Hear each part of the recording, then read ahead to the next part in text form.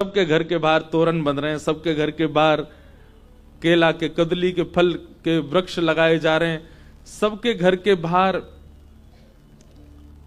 वेद ध्वनि हो रही है, सबके घर के बाहर आनंद उत्सव मन रहा है। कई लोगों ने तो पूछी जाए कि अरे भैया यूं बताओ, ये नंद जी को जो लाला है का है और नंद बाबा जो है का है, इनसे आपको कोई संबंध है? दूसरे बोले नहीं, हमारा कोई संबंध तो ना है, हम तो जाने ना है नंद बाबा, बस इतना जाने कि वो हमारे ब्रज के राजा हैं, या तो ज्यादा हमारा कोई संबंध ना। फिर अपने घर में इतना उत्सव क्यों मना रहे? बोले या को उत्तर हम पे भी ना है। जब तक पता चलिए नंद बाबा के लाला भयो है, पता ना क्यों इतना आनंद आ रहा है, इतना उत्साह है रो है, ऐसा लग रहा है कि बस हम भी कहा करें, ऐसा ऐसा अनुभव है रो हमारे घर ही लाला भयो है। सबके चित्त में एक जैसी स्थिति प्रकट हो गई ब्रजमंडल में।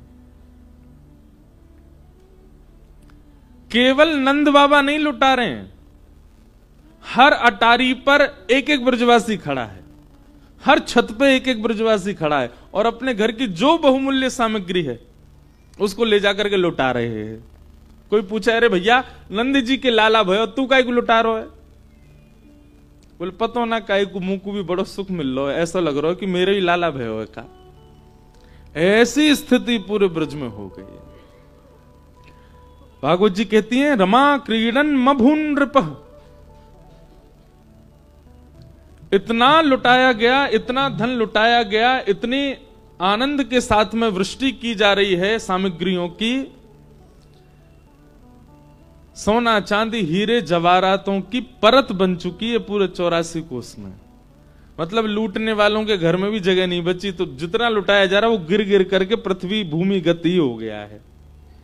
हमारे पूज्य नाना जी पंडित श्री कृष्ण लाल शास्त्री भागवत के बड़े अच्छे विद्वान, वो बताते लाला या के पीछे को राज बताऊं? मैंने कहा हाँ नाना जी बताओ। बोले ठाकुर जी की 2 पत्नी हैं, एक को नाम है रमा, दूसरी को नाम है क्षमा। रमा कौन है? रमा है लक्ष्मी। और क्षमा कौन है? क्षमा है पृथ्वी। ठाकुर जी जब वैकुंठ में रहते हैं तो रमा को सुख देते हैं, और जब अवतार लेते हैं तो क्षमा को सुख देने आते हैं। यही मारे राम अवतार में भी ठाकुर जी ने पादुका नहीं पहनी, निरावृत चरणों से चल करके क्षमा को सुख दे रहे हैं। और यही कारण से श्री कृष्ण भी पादुका नहीं पहनते कि क्षमा को स्पर्श सुख प्रदान करना है। परंतु कृष्ण के अवतार को देखते ही वैकुंठ में बैठी हुई लक्ष्मी ने जैसे ही कृष्ण स्वरूप देखो, सो लक्ष्मी इतनी व्याकुल है गई, वाक्य मन में प्रतिस्पर्धा को भाव आ गयो। इतने सुंदर ठाकुर जी घुटमुन चलेंगे क्षमा के ऊपर? इतने सुंदर ठाकुर जी अपने चरण कमल के स्पर्श प्रदान करेंगे या क्षमा को? मैं वंचित रह जाऊंगी? सो लक्ष्मी ने आकर के नंद बाबा और सब ब्रजवासीन के कोठार में, सबके तिजोरी में आकर के स्थान बना लियो। इतनो धन भड़ो, इतनो धन भड़ो ब्रजवासीन के यहाँ कि सब जा जा करके लुटान लगे। लूटते लूटते जो लूट रहे का है, उनके घर में भी तो लक्ष्मी बैठ गई है, तो उनके भी बढ़ रहे हैं। अब कोई की जगह ही नहीं बची, तो जितनो लुटायो गयो वो सब भूमिगत है गयो। जैसी भूमिगत भयो तो पूरे ब्रजमंडल की परत सोने चांदी हीरे जवाहरात और ब्रज की रज से मिश्रित है गई। अब रमा क्षमा दोनों एक है गई। बोले अब बढ़िया है, अब जब भी ठाकुर जी घुटमन चलेंगे या पामन से चलेंगे तो रमा क्षमा दोनों उनको सुख प्रदान करेंगे। या मारे रमा क्रीडन मभुन नृप, या हमारे नंद बाबा के कोष में इतना धन आ गयो, या हमारे ब्रजवासी के यहां इतना धन आ गयो। एक बात सुनेंगे, यहां पर नंद बाबा की जो स्थितियां हैं ना और ब्रजवासियों की जो स्थिति, मैं उससे अनुभव करता हूं कि अगर ठाकुर जी किसी के जीवन में आएंगे तो ये स्थितियां घटेंगी। उनमें सबसे पहली स्थिति क्या है? मैं कथा में बताया करता हूं, ठाकुर जी जीवन में आएंगे तो आप संग्रह नहीं करोगे, संग्रह करने का मन ही नहीं होगा। संग्रह की जब तक इच्छा चित्त में व्याप्त है तब तक ये बात मान लीजिए, लिख लीजिए, ठाकुर जी नहीं मिले हैं अभी। ठाकुर जी जब आएंगे तब इच्छा क्या हो जाएगी? प्रदान करो। जितना हो सके दे दो, जितना हो सके लौटा दो, जितना हो सके कहीं खर्च कर दो, किसी को प्रदान कर दो। जब ठाकुर जी जीवन में आएंगे ऐसी स्थिति बन जाएगी। महापुरुषों को देखो आप, उनको आप कुछ भी प्रदान करो, वो दुगना करके उसको कहीं व्यय करवा देते। क्यों? भगवत प्राप्त है। भगवत प्राप्त व्यक्ति का ये प्रथम लक्षण होगा, वो संग्रह नहीं करेगा, इकट्ठा नहीं करेगा। और यदि इकट्ठा किया भी है, कहीं से ले भी लिया है, तो कहीं ना कहीं वो भगवत कार्य में ही उसका व्यय कर देगा। ये उसका स्वरूप होगा।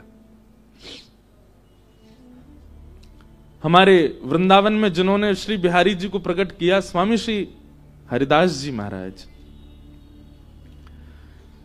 बिहारी जी के चरणों से नित्य सोने की मोहर प्रकट होती थी। स्वामी श्री हरदास जी को जब ये बात पता, जब बिहारी जी आए तो सोने की मोहर प्रकट होने लगी चरणों से, तो स्वामी जी बोले क्या करें, हम तो भजनानंदी, ये सोने की मोहर प्रकट करके ठाकुर जी हमको भजन से विचलित कर देंगे। तो उन्होंने क्या किया, जितनी मोहर प्रकट होती उससे 56 भोग सामग्री बनवाते, और 56 भोग सामग्री बनवा करके विभाजन करते।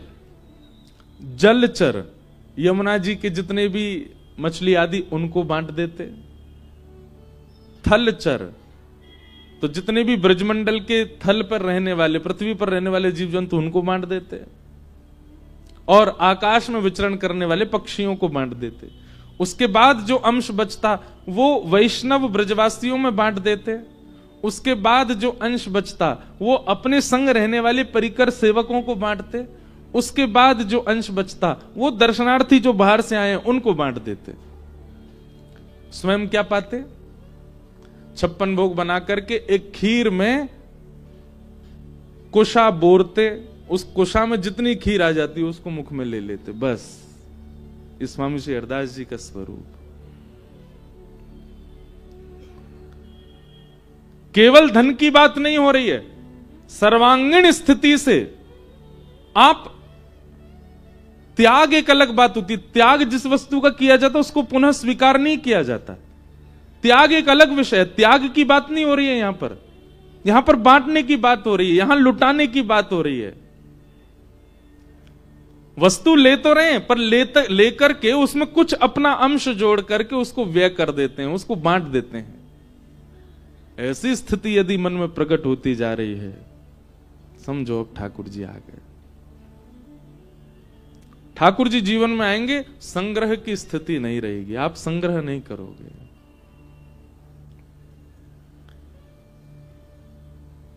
दूसरा, ठाकुर जी यदि जीवन में आ गए तो देहाभिमान शून्य हो जाओगे। कब सो रहे हैं, कब खा रहे हैं, अभी हमारी प्रायोरिटी क्या होती है? अभी प्रायोरिटी में कहीं ना कहीं सोना है, अभी प्रायोरिटी में नाश्ता है, अभी प्रायोरिटी में भोजन है, अभी प्रायोरिटी में संध्या भोजन है। पर ठाकुर जी जब जीवन में आ जाएंगे तो ये जितने भी शारीरिक प्रायोरिटीज है ना, ये सारी एक कोने होती चली जाएंगी। अब निद्रा प्रधानता नहीं है, निद्रा केवल इसलिए है तो इतना सो लें कि हमारे तन को रोग ना लगे, बस इतना ही सोओगे आप। इतना ही पाएंगे कि जिससे तन चल सके, वही पहनेंगे जिससे जाड़ा ना लगे, सर्दी ना लगे, वही पहनेंगे जिससे थोड़ा बस तन ढक जाए। बहुत व्यवस्थित रहने की स्थिति नहीं रहेगी, ठाकुर जी जीवन में आ जाएंगे। आप यदि बहुत व्यवस्थित रहते हैं, व्यवस्थित रहने का मतलब समझ रहे हैं, एक एक चीज का बारीकी से ध्यान रखते हैं, मेरे बाल कैसे हैं, मेरे कान कैसे, मेरी आंखें ठीक हैं कि नहीं है, मेरे हाथों का सब रंग तो उतर नहीं रहा, काले पड़ जाएं तो कुछ लगा लो, ये कर लो, वैसे इस प्रकार से जो रहना प्रारंभ कर दे, बहुत देहाभिमानी होकर के कहीं ना कहीं भगवत प्राप्ति में कोई अभी दूरी है। आप देहाभिमान शून्य हो जाओगे। जिन भेषा मेरो सावरो रीझे, जिन भेषा मेरो सावरो रीझे, सोही भेष ओ में तो सोही भेष करूंगी, मैं तो सोई भेष धरूंगी, धरूंगी। मैं बैरागन हूँगी, मैं बैरागन हूँगी। जिन भेषा मारो सांवरोरी छे। तन की जो स्थिति है ना, कब खा रहे हैं, कब पी रहे हैं, कब सो रहे हैं, कब जाग रहे हैं, कब ये सारी स्थितियों से आप परे हो जाओगे। उत्सवात्मक जीवन हो जाएगा। उत्सवात्मक जीवन मतलब उत्सव तभी हो सकता है जब आप देह से व्यवस्थित नहीं हो। घर में ब्याह चल रहा है, सगे भाई का ब्याह हो रहा है और आप करो और 10 बज गए, अब तो मैं सोने जाऊंगा, तो बाकी लोग क्या कहेंगे, अरे पागल, घर में ब्याह है, आज भी तेरे को सोने की पड़ी है। क्यों? ब्याह के समय ही हम ऐसा क्यों कहते हैं कि भाई आज भी तुझे सोने की पड़ी है? ठाकुर जी के संबंध में ये बात क्यों नहीं कहते हैं? ठाकुर जी घर में विराज रहे हैं तो सोवे की पड़ी है। लाल जी ने अभी सुबह तक कछु पायो नहीं दे तो को पराठे पावे की पड़ी है। हम व्यवहारिक जीवन में, व्यवहारिक समाज में इस बात को प्रस्तुत कर देते हैं कि भाई ऐसा ऐसा हो रहा है और तुमको अपने तन की पड़ी, अपनी पड़ी है। ये अपनी पड़ी वाली बात हम हमेशा संसार में प्रयोग करते हैं। यही जब ठाकुर जी के लिए प्रयोग हो जाए, तुमको अपनी पड़ी है, तुमको ठाकुर जी की नहीं लग रही जरा भी, उसी समय से समझ जाना अब ठाकुर जी प्राप्त होने लग गए। ये अपनी पड़ी है वाली बात, तुमको अपनी पड़ी है। ठाकुर जी विराज रहे तुम्हारे माथे, इनकी सेवा करो, उनकी सेवा के लिए निद्रा को काटो, उनकी सेवा के लिए भोजन व्यंजन को काटो, उनका पहले ध्यान रखो। ऐसी स्थिति करनी नहीं पड़ेगी, अपने आप प्रकट होने लग जाए तो समझो भगवत प्राप्ति। और तीसरा सबसे विशेष, भगवत प्राप्त होने के बाद, भगवत प्राप्ति के बाद एक लक्षण होगा, सब प्रिय लगने लग जाएंगे, सब भाने लगेंगे। कोई अत्यंत ऐसा व्यक्ति जिसकी सबने निंदा कर दी हो, जिसको किसी ने भी हृदय से ना लगाया हो, जिसकी किसी ने भी एक बात भी प्रशंसा की ना करी हो, वह भी आपके सामने आ जाए, आप उसमें भी गुण देख लो, उसमें भी कुछ अच्छा ही देखने लग जाओ। ऐसी स्थिति प्रकट हो जाए, समझ जाओ ठाकुर जी आ गए। ये 3 भाव प्रधान हैं। सबसे पहला, संग्रह की स्थिति ना होना, दूसरा, देह का अभिमान ना होना, और तीसरा, सबके प्रति प्रिय भाव होना। ये ठाकुर जी की प्राप्ति के लक्षण है।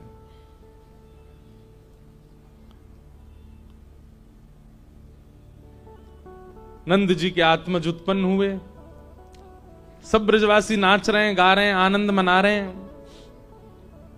अवाद्यंत विचित्राणी वादित्राणी महोत्सवे, ऐसे ऐसे वाद्यों को बजा रहे हैं जो वाद्य हैं ही नहीं। यही होता है उत्सव में।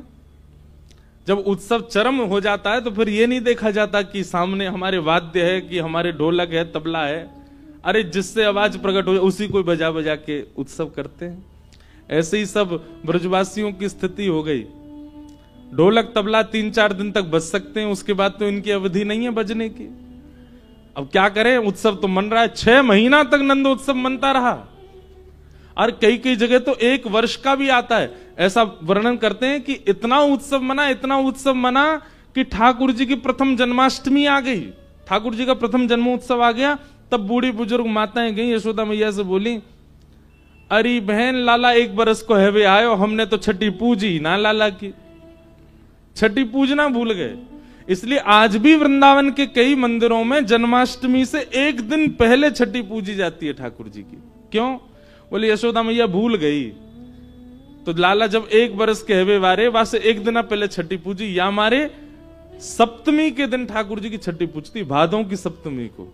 नाथद्वार में भी यही नियम है, और वृंदावन के भी कई मंदिरों में भादों की सप्तमी को छठी पूजती है और अष्टमी को जन्माष्टमी होती है, जन्मोत्सव होता है लाला का।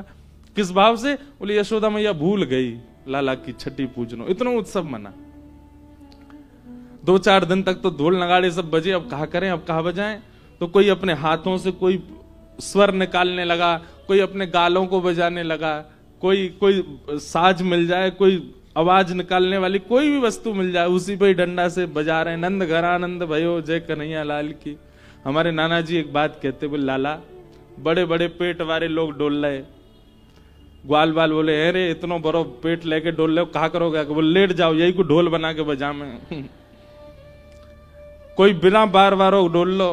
सुबह से बोले ऐसी चिकनी चांद लेके डोल लो है, चल हमें अपने कंधा पे बैठा ले, तेरे सिर ही बजा लेंगे।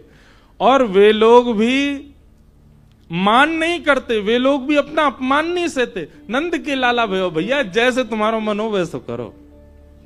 अवाद्यंत विचित्राणी वादत्राणी महोत्सवे, ये महोत्सव का स्वरूप है। महोत्सव में एक दूसरे की टांग खिंचाई होती है, कोई बुरा नहीं मानता, सब एक दूसरे इसी प्रकार करते हैं। सब नाच रहे हैं, सब गा रहे हैं। बड़े भागते यशोदा मैया ऐसो सुत तन जायो। बड़े भागते यशोदा मैया ऐसो सुत तन जायो। पूर्ण ब्रह्म जगत को स्वामी सोते ने गोद खिलायो। पूर्ण ब्रह्म जगत को स्वामी सोते ने गोद खिलायो। या को मगवा दे झूलनवा तेरो ललना। या को मगवा दे झूलनवा तेरो ललना। अरे जुग जुग जीवेरी नंदरानी मैया तेरो ललना। जुग जुग जीवेरी नंदरानी मैया तेरो ललना। अरे हाँ तेरो ललना नंदरानी तेरो ललना।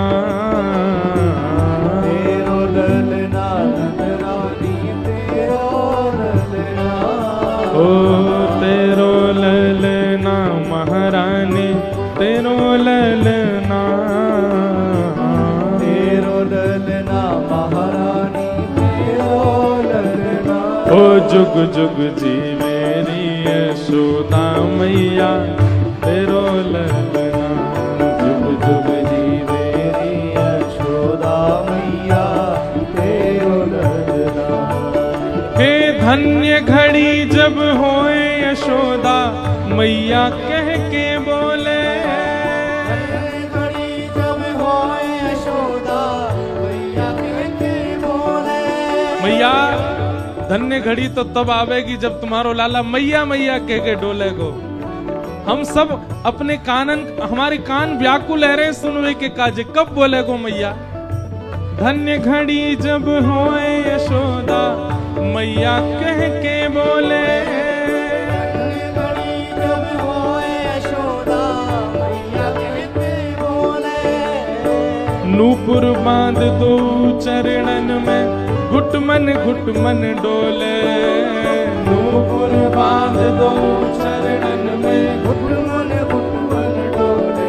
हाँ नूपुर बांध दो चरणन में घुटमन घुटमन डोले।